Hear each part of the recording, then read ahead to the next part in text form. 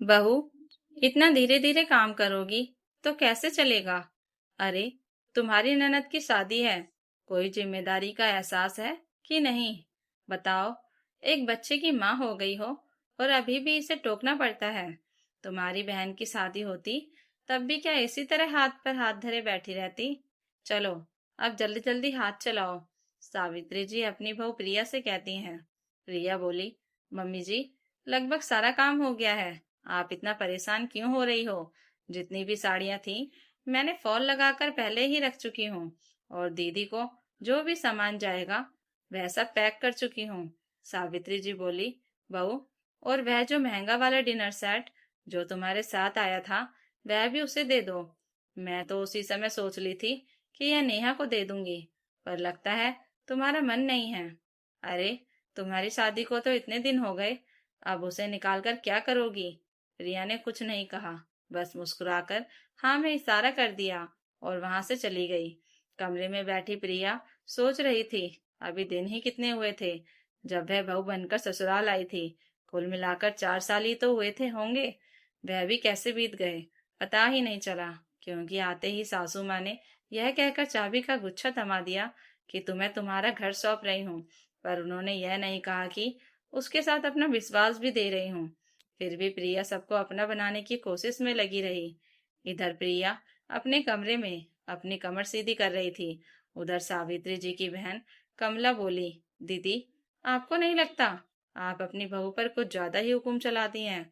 कल को अगर नेहा की सास उससे ऐसे बातें करे तो आपको अच्छा लगेगा?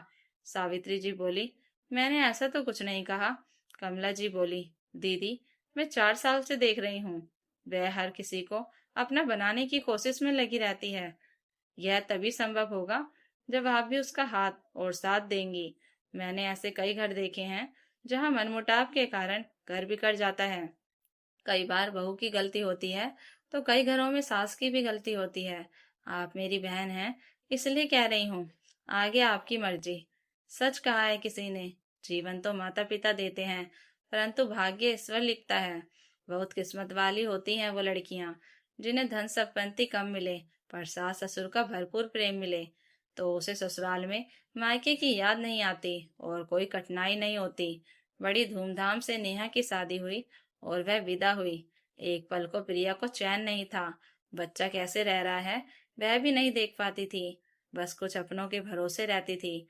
सगे संबंधियों को विदा करके फिर से प्रिया अपनी पुरानी जीवन शैली में लौट गई। पति दफ्तर जाते, बेटा स्कूल जाता और वह घर और सास की जिम्मेदारी निभाती और उम्मीद रखती कि एक रोज ससुराल में भी उसे मायके जैसा ही प्यार मिलेगा। कुछ रोज बाद नेहा का वह कमरा खाली था। प्रिया ने उसकी साफ सफाई की, नेहा की पुरानी तस्वीरों को दीवार पर बड़े सुंदर तरीके से लगाया और उस कमरे को बेटे के पढ़ाई और खेलने के लिए तैयार कर दिया, और नेहा की सारी चीजों को व्यवस्थित ढंग से एक अलमारी में रख दिया। तभी सावित्री जी आई और बोली, बेटी, मेरी इस घर में गई नहीं कि तुमने इस कमरे पर अपना अधिकार जमा लिया।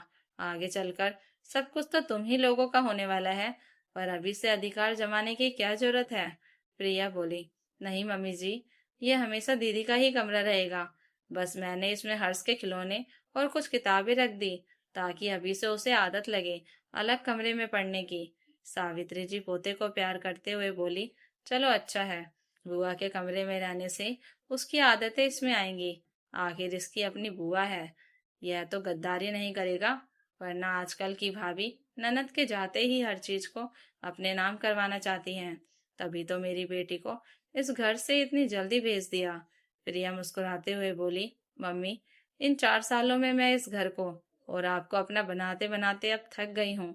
मैं तो इस घर को ही अपना मानती हूँ। अब ऐसे क्या करूँ जो आप मुझे अपना मान ले? मैं कुछ भी कर लूँ, आप कभी खुश नहीं होती। इतना कहते हुए प्रिया की आंखें नम हो गई। सावित्री जी बोली, बहू, यह मैं यह सब तुमसे ऐसे ही नहीं कह रही हूँ। मेरे रोहन में कितना परिवर्तन आया है। पहले वह माँ बहन सबके लिए वक्त निकालता था, अब उसे तुम्हारे बताए हुए कामों से फुर्सत ही नहीं मिलती। तो और क्या कहूँ, तुमने मुझे माँ समझा ही नहीं। अगर माँ समझती तो मेरी यह तकलीफ भी समझती। प्रिया बोली, मम्मी जी, माफी चाहूंगी, पर आप माँ मानने की बात कह रही हैं, मैं तो आपको पहले दिन से माँ समझती आ रही हूँ। जब तक आप बहू को बेटी नहीं समझेंगी तो हमारा रिश्ता मजबूत कैसे बनेगा? आपने कभी यह बात अपनी बेटी से खुलकर पूछी कि आखिर उन्होंने शादी के लिए एक बार में हाँ क्यों कर दी? क्योंकि उन्हें वह लड़का एक बार में पसंद आ गया था। आपको बताने में शर्म आ रही थी। फिर प्रिया ने सावित्री जी को सारी बात बताई। शाम में रोहन दफ्तर से लौट कर आए। प्रिया की आंखें लाल देखकर बोले, क्या बात है, तुम दुखी क्यों लग रही हो? वहीं बैठी सावित्री जी व्यंग्य करते हुए बोली, हाँ हाँ, अपनी माँ की परेशानी नहीं दिखती, बीबी की लाल आंखें दिख जाती हैं। रोहन बोले, माँ, ताली एक हाथ से नहीं बजती।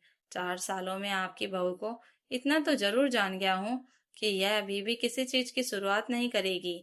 अगर आप दूसरे घरों की परेशानी को अपने घर में नहीं देखना चाहती हैं, तो थोड़ा बहुत आप दोनों को समझौता करना ही होगा, वरना आप दोनों का रिश्ता टीवी की सास बहू वाला ही रहेगा। इतना कहकर रोहन चला गया। धीरे धीरे समय बीतने लगा। प्रिया अपनी कोशिशों में लगी रही।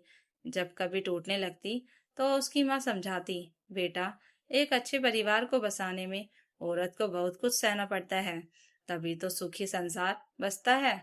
समझती हूँ, घर में कुछ लोग अभी भी तुम्हें अपना नहीं बना पाए हैं, पर मुझे विश्वास है अपनी बेटी पर कि वह पत्थर को भी मोम बनाने की क्षमता रखती है। पति और कुछ लोगों के प्यार और प्रोत्साहन से प्रिया की जिंदगी आगे बढ़ने लगी। देखते ही देखते समय बहुत गुजर गया। अब तो बेटा भी प्रिया से ऊंचे कद का हो गया था और दादी की आंखों का तारा बन गया था।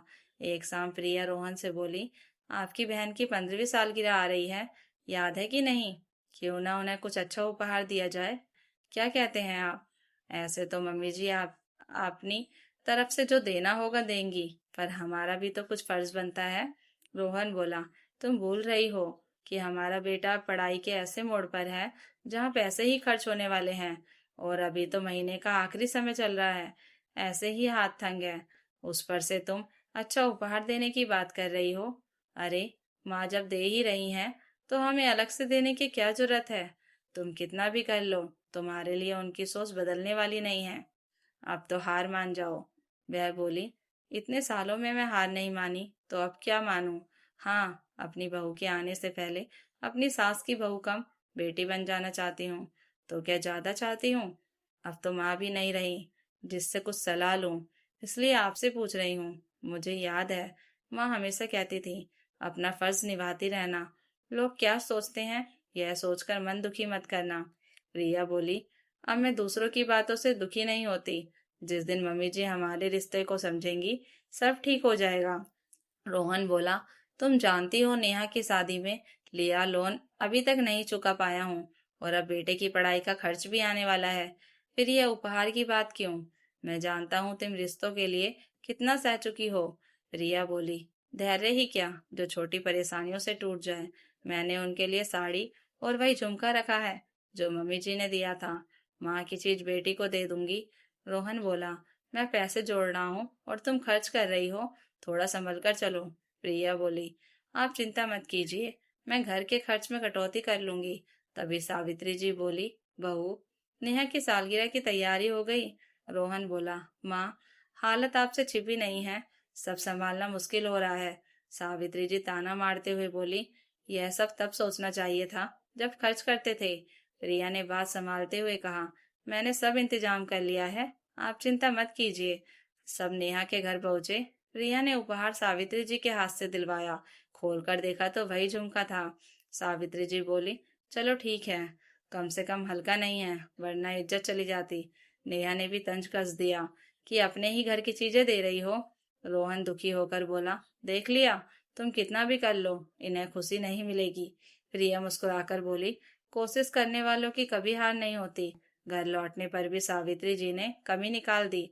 तब प्रिया बोली, अब मुझे कोई शिकायत नहीं, मैं अपने मन को खराब नहीं करूंगी, एक दिन उन्हें मेरी भावना समझ आएगी। यह बातें सुनकर सावित्री जी को एहसास हुआ कि प्रिया हमेशा परिवार के लिए सोचती है, फिर भी उसे उसका हक का प्यार नहीं मिला।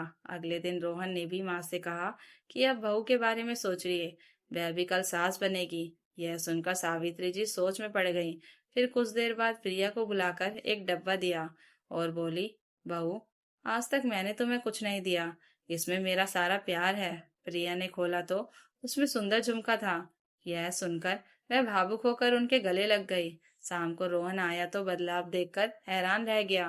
प्रिया बोली, यह मेरे धैर्य और प्यार का फल है। साथ ही सावित्री जी ने बैंक के कागज देकर कहा कि लोन खत्म करो और चैन से जियो। रोहन की आंखों से आंसू आ गए और वह माँ के गले लग गया। फिर उसकी मदद से उसने लोन चुका दिया और बेटे को पढ़ाई के लिए बाहर भेजा। और उस दिन के बाद सावित्री जी ने कभी भी प्रिया के लिए गलत शब्द नहीं कहा। तो दोस्तों, अगर आपको यह कहानी अच्छी लगी हो तो कमेंट करके जरूर बताइएगा और नई कहानियों के लिए चैनल को सब्सक्राइब जरूर कर लीजिएगा। Thank you for watching.